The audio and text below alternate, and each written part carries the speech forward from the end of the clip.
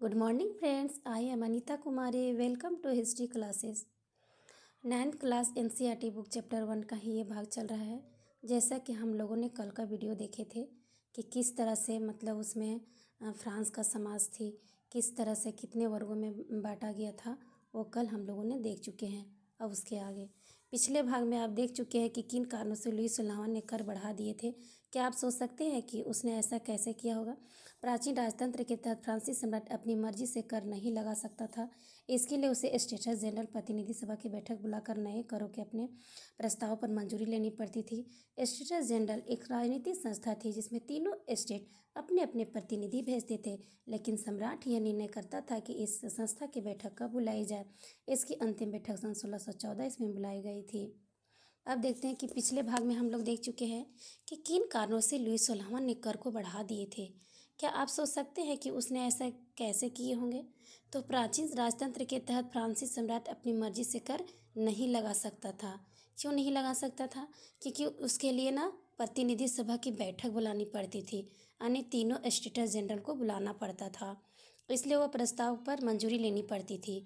अब states general जो थे वो एक राजनीतिक संस्था थी जिसमें तीनों स्टेट आते थे, पादरी, कुलीन और सर्वसाधारण वर्ग भी आते थे, लेकिन सम्राट ही यह निर्णय करते थे कि संस्था की बैठक कब बुलाई जाए।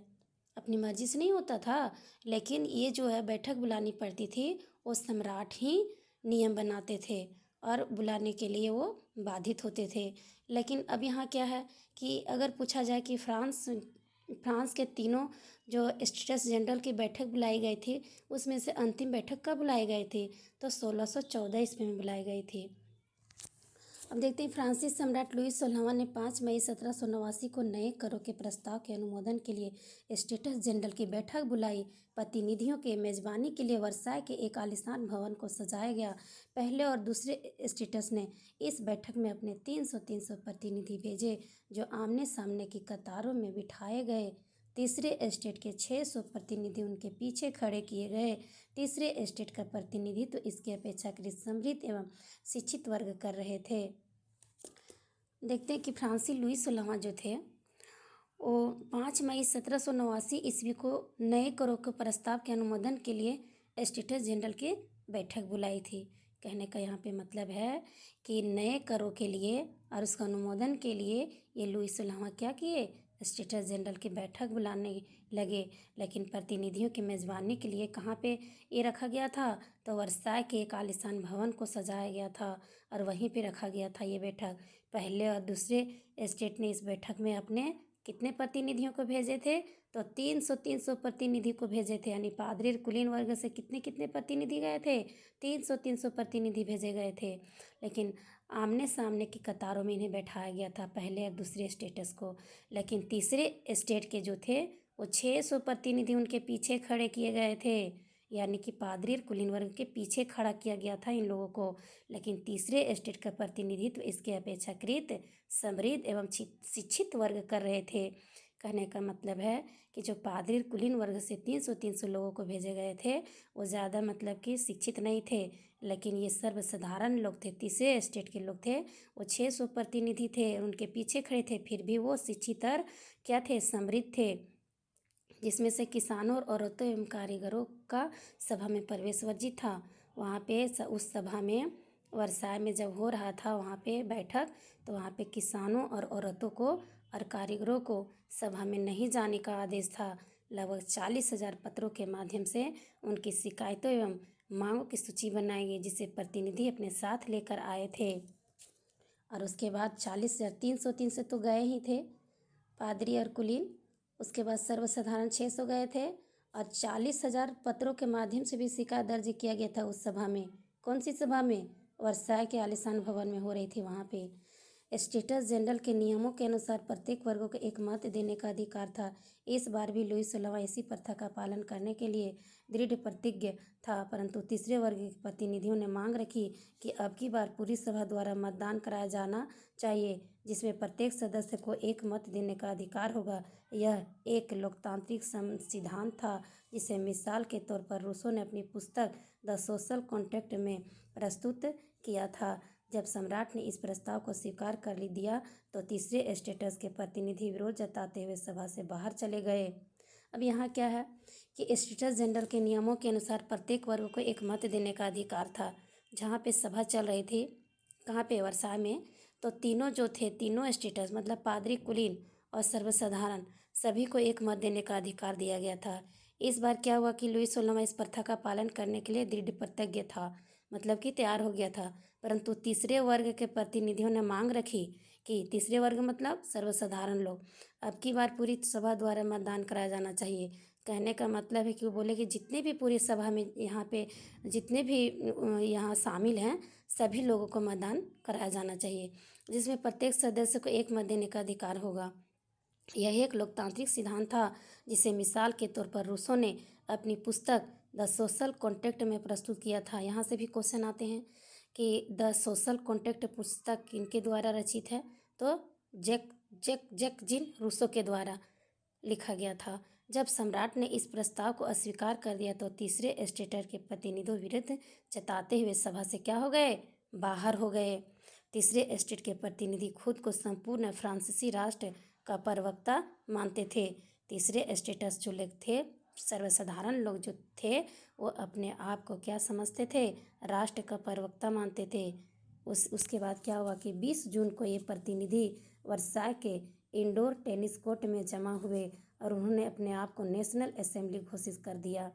जब बैठक हो गया, उसके बाद निर्णय लिया गया, उसके बाद क्या हुआ कि तीसरे स्टेटस जो थे वो 20 जून को ये प्रतिनिधि वर्साय की कौन सी जगह पे, इंडोर टेनिस कोर्ट में जमा हुए और उन्होंने अपने आप को नेशनल असेंबली घोषित कर दिया और शपथ ली कि जब तक सम्राट की शक्तियों को कम करने वाला संविधान तैयार नहीं किया जाएगा तब तक असेंबली भंग नहीं होगा। मतलब सर्वसाधारण लोग जो थे, उन्होंने पादरी कुलीन वर्गों को चेतावनी दिए और उन्होंने बोले कि शपथ लिए और बोले कि जब तक सम्राट की शक्तियों को कम नहीं कर देंगे और उन लोगों के लिए भी एक संविधान तैयार नहीं कर लेंगे तब तक हम असेंबली को भंग नहीं होने देंगे। ये कौन लोगों ने बोले थे, तीसरे स्टेटस यानी कि सर्वसाधारण लोगों ने बोले थे। उनका नेतृत्व मिराबियो और आबे सीए ने किया था। मिराबियो का जन्म कुलीन परिवार में हुआ था। एक कुलीन परिवार में होते हुए भी सर्वसाधारण लोगों की ही सहायता किए थे मिराबियो, लेकिन वह सामंती विशेषाधिकार वाले समाज को खत्म करने की जरूरत से सहमत था। उसने एक पत्रिका निकाली और वर्षा में जुड़ी भीड़ के समक्ष जोरदार भाषण भी दिए। आबेसीए मूलतः पादरी था और उसने तीसरे स्टेटस क्या है शीर्षक में एक अत्यंत प्रभावशाली प्रचार पुस्तिका पंपलेट लिखी थी। कहने का मतलब यहाँ पे दिया गया है कि जब 20 जून को ये प्रतिनिधि वर्षा के इंडोर टेनिस कोर्ट में जमा हुए थे, जब असेंबली में नेशनल घोषित कर दिया गया था और शपथ भी ली गई थी, तो उसके बाद क्या हुआ कि सर्वसाधारण लोग ने एक संविधान तैयार करने की बात कहने लगे। और क्या हुआ कि जब तक वो बोले कि जब तक हम ये दोनों वर्गों के लिए संविधान तैयार नहीं करेंगे तब तक हम असेंबली को भंग नहीं होने देंगे। उसके बाद दो व्यक्ति आते हैं, मिराबियो और आबेसीए। मिराबियो जन्म से कुलीन परिवार में आते हैं, यानी कि दूसरा स्टेटस के में आते हैं, लेकिन वह सामंती विशेषाधिकार वाले समाज को खत्म करने की जरूरत से सहमत थे। उसके बाद उन्होंने अपनी पत्रिका निकाली और वर्षा में जुड़ी भीड़ के समझ जोरदार भाषण भी दिए थे। मतलब कि ये सर्वसाधारण लोग के साथ में थे ये मिराबियो। अब देखिए कि ये एक ठो और कौन व्यक्ति आते हैं, आबेसीए, जो मूलतः पादरी हैं। देखिए अब यहाँ पर देखिए कि फर्स्ट वर्ग पादरी, सेकंड वर्ग में कौन थे, कुलीन। तो ये दोनों मिराबो क्या थे, तो मिराबो कुलीन परिवार से थे और आबे कौन सा परिवार से थे, पादरी से थे। फिर भी ये तीसरे स्टेटस को क्या करना चाहते थे, उनका बहुत अच्छी तरह से देखभाल करना चाहते थे और उनके बारे में सोचना चाहते थे कि इन्हें मिलना चाहिए, इन्हें सभी चीज़ों की ज़रूरतों की चीज़ों मिलना चाहिए, इन्हें आज़ादी से अपनी ज़िंदगी जीनी चाहिए। इसके लिए ये दोनों ने बहुत ही संघर्ष किए। और उसके बाद क्या हुआ कि शीर्षक से एक अत्यंत प्रभावशाली प्रचार पुस्तिका पम्पलेट भी लिख डाले। यहाँ पे देखिए कितना अच्छा लिखा हुआ है कि पादरी होते हुए भी आबेसीए ने तीसरे स्टेटस के लिए एक शीर्षक से एक प्रभावशाली प्रचार पुस्तिका भी लिख डाले। और मिराबो क्या किए, वो भाषण भी दे दिए वहाँ पे जहाँ पे सभा हो रही थी उसके सामने। लेकिन देखिए अब यहाँ पे क्या है, अब यहाँ पे वस्तु स्थिति देखिए क्या है। एग्जाम में ये बॉक्स से धुआंधार रूप से क्वेश्चन पूछे जाते हैं। एनसीईआरटी बुक जितने लोग भी पढ़ते होंगे मेरी बातों को ध्यान से सुनिएगा, बॉक्स का ज़रूर से ज़रूर पढ़िएगा। जितने भी चीज़ों को दिया हुआ रहता है बॉक्स में, एग्ज़ाम में पूछे जाते हैं। तो अब यहाँ देखते हैं 1774 ईस्वी के बारे में क्या है। लुई 16वां फ्रांस का राजा बनता है। मतलब ये फ्रांस का राजा कब बनता है लुई 16वां? तो 1774 में। सरकारी खजाने खाली हो जाता है इनके समय में, और राजतंत्र के समाचार क्या हो जाता है, राजतंत्र का समाज जो क्या हो जाता है, असंतोष गहराता जा रहा है। मतलब जब लुई 16वां गद्दी पर बैठे थे तो वहाँ का राजतंत्र क्या था, खाली हो चुका था। क्या हो चुका था, खाली हो चुका था। इसलिए 1789 ईस्वी में स्टेट्स जनरल का आह्वान तृतीय स्टेट नेशनल असेंबली का गठन करता है। बास्तिल पर हमला करके किसानों का विद्रोह होता है। कब? 1789 ईस्वी में क्या हुआ था, स्टेट्स जनरल का आह्वान तृतीय स्टेट नेशनल असेंबली का गठन किया गया था। 1791 ईस्वी में क्या हुआ था कि सम्राट की शक्तियों पर अंकुश लगाने और सभी मनुष्य को मूलभूत अधिकार प्रदान करने के लिए संविधान बनाया जाता है। 1792-93 में फ्रांस गणराज्य बनता है। सिर काटकर राजा को दिया जाता है। जैकोबिन गणराज्य का पतन, फ्रांस में डायरेक्टरी शासन आ जाता है। नेपोलियन बोनापार्ट जो फ्रांस का सम्राट बनते हैं 1804 ईस्वी में। वाटरलू का युद्ध नेपोलियन के द्वारा किया गया था 1815 ईस्वी में। ये वाटरलू का युद्ध कहाँ किया गया था, किस स्थान में? बेल्जियम में किया गया था। तो इस तरह से ये आज हम लोगों ने देखा इससे किस टाइप से क्वेश्चन बनते हैं, वो आज हम लोग ने यहाँ पे बनाए हैं कॉपी में। और अब देखते हैं क्रांति की शुरुआत। इनमें से कौन सा कथन सही है? प्राचीन राजतंत्र के तहत फ्रांसीसी सम्राट अपनी मर्जी से कर नहीं लगा सकता था। स्टेट्स जनरल एक राजनीतिक संस्था थी जिसमें तीनों स्टेट अपने अपने प्रतिनिधि भेजते थे। इसकी अंतिम बैठक सन 1615 में बुलाई गई थी। स्टेट्स जनरल के नियमों के अनुसार प्रत्येक वर्ग को एक एक मत देने का अधिकार था। इसमें से बताया गया कि कौन सा सही कथन है। इनमें से कौन सा कथन सही है? तो ए कथन, बी कथन और डी कथन सही, यानी कि सी आंसर सही हो जाएगा। डी में क्या था? इसमें था, डी में था कि स्टेट जनरल के नियमों के अनुसार प्रत्येक वर्ग को एक एक मत देने का अधिकार था। सी में क्या था? इसकी अंतिम बैठक 1615 में बुलाई गई थी। 1615 में नहीं बुलाई गई थी, 1614 में बुलाई गई थी। तो ये रॉन्ग हो गया। इसके अनुसार से ए बी डी आंसर होगा, यानी कि सी आंसर हो जाएगा। इसके बाद दूसरा क्या है, नेशनल असेंबली ने संविधान का प्रारूप कब तैयार किया था? तो इसका आंसर 1793 होगा। 1793 ईस्वी में नेशनल असेंबली ने संविधान का प्रारूप तैयार किया था। लामी द पल्म किनके द्वारा यह अखबार लिखा गया था? तो जियो पॉल मर्रा के द्वारा लिखाया गया था।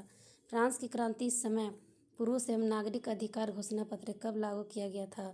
तो इसको लागू किया गया था 1790 ईस्वी में लागू किया गया था।